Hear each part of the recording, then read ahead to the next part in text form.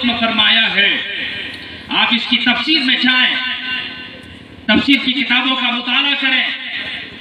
اِلَّا الْمَوَدَّةَ فِي الْقُرْبَى کی تفسیر میں اکثر رائے یہی ہے کہ قربہ سے مراد حضرت علی سے محبت کرنا ہے، حضرت فاطمہ الزہرا سے محبت کرنی ہے، اور حضرت علی، حضرت امام حسن اور حسین سے محبت کرنی ہے۔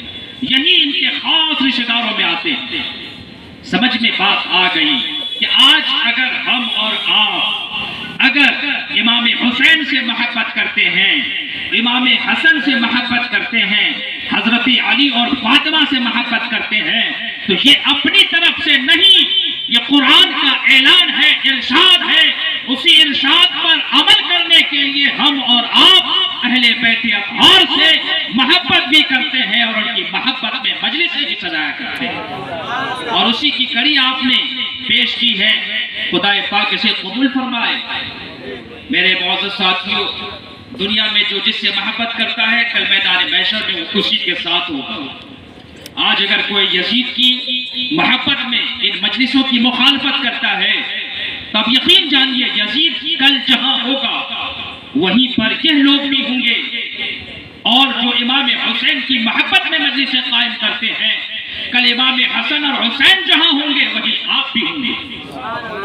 اور یہ میں اپنی طرف سے نہیں بولتا ہوں، خود آقا علیہ السلام کی خدمت میں ایک صحابی رسول نے عرض کیا تھا، یا رسول اللہ علیہ السلام، متى تقوم الساعہ، قیامت کب قائم ہوگی؟ آقا علیہ السلام کسی کام میں مصروف تھے، ارشاد فرمایا، تم نے قیامت کے لیے کون سی تیاری کر رکھی ہے؟ ما اعددت لها، تم نے قیامت کے لیے کون سی تیاری کر رکھی ہے جو قیامت کے بارے میں پوچھ رہے ہو کہ یہ قیامت کب قائم ہوگی؟ تو اس صحابی رسول کا جواب سنیے۔ وہ صحابی رسول مسجد نبوی شریف میں آقا علیہ السلام کے پیچھے پانچوں وقت با جماعت نماز ادا کرتے تھے، اور ہمیشہ رسول پاک علیہ السلام کی زیارت کو اپنے لیے معراج سمجھا کرتے تھے، نمازیں پڑھا کرتے تھے، روزے رکھا کرتے تھے، اور سرکار علیہ السلام کے بتائے ہوئے سارے احکام پر عمل کرنے کی کوششیں بھی کیا کرتے تھے۔ انہوں نے نہیں کہا کہ یا رسول اللہ، ہاں ہمارے ذمے میں کوئی نماز نہیں ہے، ہمارے ذمے میں کوئی روزہ نہیں ہے، آپ نے جو حکم دیا ہر حکم پر ہم نے عمل کیا ہے، بلکہ انہوں نے یہی تو کہا تھا، یا رسول اللہ میں نے کچھ قیامت کے لیے تیاری کر نہیں رکھی ہے، البتہ ایک چیز کی تیاری کی ہے، ایک چیز کی تیاری کر رکھی ہے، وہ یہ ہے کہ میں اللہ اور اس کے رسول سے محبت کرتا ہوں۔ اتنا سننا تھا، آقا علیہ السلام مچل جاتے ہیں، ارشاد فرماتے ہیں، ان المرء مع من احب، انسان کل میدان محشر میں اسی کے ساتھ ہوگا جس سے وہ دنیا میں محبت کرتا ہے۔ آج ہم اگر اہل بیت اطہار سے محبت کرتے ہیں، ہمیں یقین ہے کہ امام حسن اور حسین جنتی ہیں، اس لیے کہ آقا علیہ السلام فرماتے ہیں، ان الحسن والحسین سیدا شباب اہل جنہ، ارے یہ جنتی بھی نہیں ہے، جنتیوں کے وہ سردار بھی ہیں۔ حسن اور حسین تمام جنتیوں کے سردار ہیں، تمام جنتیوں کے سردار ہیں۔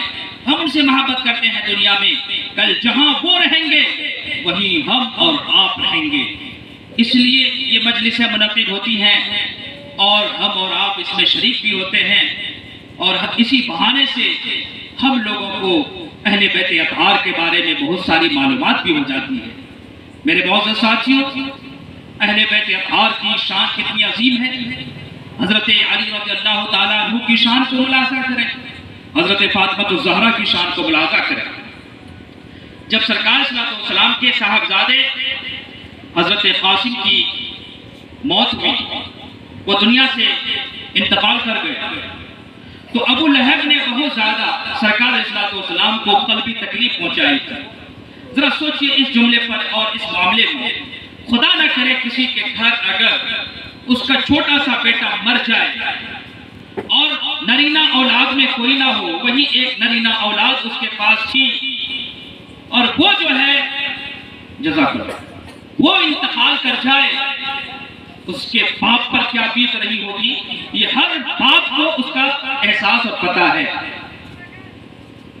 ابو لہب کو خوشی یہ ہوئی کہ یہ اللہ کے نبی ہیں اور یہ دین اسلام کی تبلیغ فرما رہے ہیں، بس ان کی حیات ہی تک معاملہ رہے گا، ان کی حیات تک معاملہ رہے گا، ان کے جانے کے بعد سب کچھ ختم ہو جائے گا، پھر وہی دین رہے گا جس دین کو ہم لوگوں نے کر لیا ہے، جس دین کے یہ لوگ ماننے والے جو روڈ پر جو ہے تباہی مچانے والے لوگ ہیں، کبھی تلوار دکھا کے، کبھی آپ کو ستا کے، کبھی جملے کس کے، یہ لوگ جو کر رہے ہیں اسی دین کے ماننے والے اس زمانے کے لوگ تھے، انہی میں سے ابو لہب کا نام بھی آتا ہے۔ بہرحال سرکار صلی اللہ علیہ وسلم کو صدمہ ہوا، اور ابتر کا لفظ اس ابو لہب نے کیا تھا۔ ابتر کا معنی ہوتا ہے مقطوع النسل، یعنی سرکار صلی اللہ علیہ وسلم کی نسل ختم ہو چکی۔ آپ کو معلوم ہونا چاہیے کہ ہماری اور آپ کی جو نسل چلتی ہے وہ مردوں سے چلتی ہے، جانوروں کی نسل مادہ سے چلتی ہے، لیکن انسانوں کی نسل مردوں سے چلتی ہے، عورتوں سے نہیں ہے۔ لہٰذا اگر کوئی مرد وہ شیخ ہے جیسا کہ ہماری اس برادری میں ہے، اس کی بیوی اگر پٹھان ہے، اس کی اولاد کو پٹھان نہیں کہا جائے گا، اس کی اولاد کو شیخ کہا جائے گا۔ ایسے ہی اگر کسی شیخ کے تحت کوئی سیدہ ہے، اس کی نسل سے اولاد پیدا ہوگی، اس کو سید نہیں کہا جائے گا، اس کو شیخ کہا جائے گا، اس لیے کہ انسان کی نسل کا مدار وہ مردوں پر ہے۔ مرد جس نسل سے تعلق رکھے گا، اولاد بھی اسی نسل سے مانی جائے گا۔ سرکار صلی اللہ علیہ وسلم کے بارے میں ابو لہب نے کہا اب تک، یعنی مقطوع النسل، جس سے آقا صلی اللہ علیہ وسلم کو بڑا قلبی صدمہ ہوا۔ اللہ تبارک و تعالی نے سرکار صلی اللہ علیہ وسلم کی دلجوئی کے لیے اِنَّا أَعْطَيْنَاكَ الْكَوْثَرَ فَصَلِّ لِرَبِّكَ وَانْحَرْ إِنَّ شَانِئَكَ هُوَ الْأَبْتَرُ، یہ سورت نازل فرما دی، اے محبوب ہم نے آپ کو کوثر عطا فرمایا ہے۔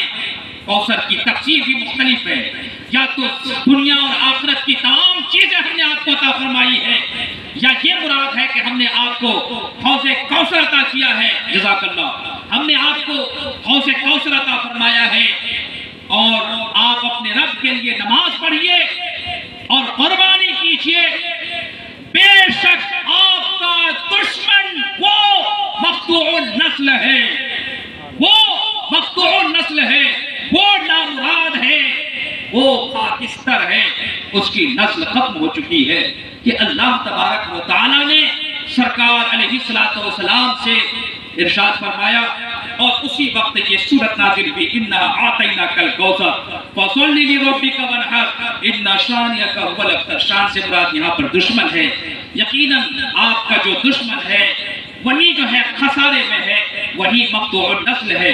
ابو لہب کی نسل دنیا میں موجود نہیں ہے، مگر اللہ نے آقا علیہ السلام کو یہ خصوصیت عطا فرمائی کہ آپ کی نسل حضرت فاطمہ الزہرا رضی اللہ تعالی عنہا کی نسل سے جاری فرما دیا، اور یہ نسل آج بھی جاری ہے اور کل قیامت تک جاری رہے گی، اور اس نسل سے تعلق رکھنے والے ہر فرد کی ہمیشہ ہمیشہ ان سے محبت کا برتاؤ کیا جائے گا، اور ساتھ ہی ساتھ ان کی محبت میں ہمیشہ مجلسیں بھی قائم ہوں گی، اور ان کی شان میں ہمیشہ قصیدے بھی پڑھے جائیں گے۔ یہ بات جو میں نے کہی کہ امام حسن اور حسین یہ حضرت فاطمہ الزہرا کے بطن سے، یہ یاد رہے حضرت علی کی اولادیں اور بھی تھیں، لیکن ان کی نسل کی اولاد کو سید نہیں کہا گیا ہے۔ ہاں، فاطمہ الزہرا کے بطن سے امام حسن اور حسین ہیں، ان کی نسل سے جو اولاد ہے اور جو ہوگی وہی جو ہے سرکار علیہ السلام کی اولاد قرار پائے۔ وہ اس لیے قرآن میں ایک جگہ ارشاد ہے قُلْ تَعَالَوْا نَدْعُو أَبْنَاءَنَا وَأَبْنَاءَكُمْ وَنِسَاءَنَا وَنِسَاءَكُمْ ثُمَّ نَبْتَهِلْ فَنَجْعَلْ فَلَعْنَةَ اللَّهِ عَلَى الْكَاذِبِينَ۔ جب نجران کے عیسائی آئے سرکار صلی اللہ علیہ وسلم سے حجت کرنے لگے. عیسائی آئے اور وہ کہنے لگے کہ آپ اللہ کے نبی ہیں. کہاں؟ اور آپ تمام نبیوں کے سردار ہیں. کہاں؟ ہاں. تمام رسولوں کے سردار ہیں. آپ نے فرمایا ہاں. تو اس پہ نجران کے عیسائیوں نے کہا تھا یا رسول اللہ آپ سے بڑھ کر، یعنی یہ میرا جملہ ہے، یا رسول اللہ آپ سے بڑھ کر تو حضرت عیسیٰ ہیں، اس لیے کہ عیسیٰ جو پیدا ہوئے تھے بغیر باپ کے پیدا ہوئے تھے، وہ آپ سے افضل ہیں نہ کہ آپ ان سے افضل. تو آقا صلی اللہ علیہ وسلم نے فرمایا اگر بغیر باپ سے پیدا ہونا ہی فضیلت کی دلیل ہے تو حضرت آدم علیہ السلام تو بغیر باپ اور ماں کے پیدا ہوئے، وہ تو عیسیٰ سے بھی افضل ہوں گے. خاموش ہو گئے، جواب نہیں تھا. حجتیں کرنے لگے. اللہ کو یہ بات پسند نہیں آئی. ارشاد فرمایا قل تعالوا ندعو ابناءنا وابناءکم. اے محبوب آپ فرما دیجئے بلاتے ہیں ہم بھی اپنے بیٹوں کو، تم بھی بلاؤ اپنے بیٹے کو. ہم بھی بلاتے ہیں اپنی عورتوں کو، تم بھی بلاؤ اپنی عورتوں کو. ہم بھی بلاتے ہیں اپنے مردوں کو، تم بھی اپنے مردوں کو بلاؤ. پھر ایک میدان میں بیٹھیں گے.